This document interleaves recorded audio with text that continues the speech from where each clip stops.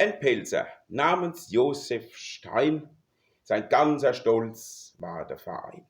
Er war im Vorstand als Kassierer, als Protokoll- und Schriftenführer, hat's Geld verwaltet und vorgezählt und nie bei einer Sitzung gefehlt, war stets dabei und nimmer müd, hat alle Ehrennodle gekriegt und opfert doch vor allseits Zeit.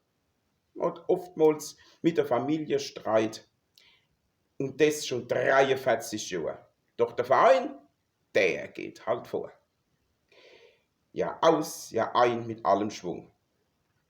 Letzte Woche war Beerdigung. Dann plötzlich, kurz vorm Renntag, da rührte Josef Stein der Schlag. Obwohl so ein heißer Sonnenschein, war der ganz Verein dabei. Trotz Schwitze in der schwarzen Kleider, die letzte Ehr erweist ihm jeder.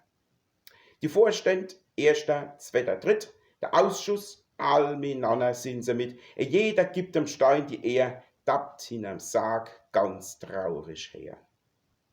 Der Zweitvorstand halt er red, der erste kann das nämlich nicht. Er hat die schönste Worte gesagt, ein Kranz gibt's, wie ein Wacherrad. Der Stein der Irdigkeit entschwebt. Mensch, hätte er das alles noch erlebt.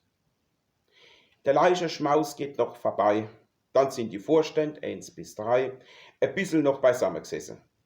Und jeder sagt, eins kannst vergessen.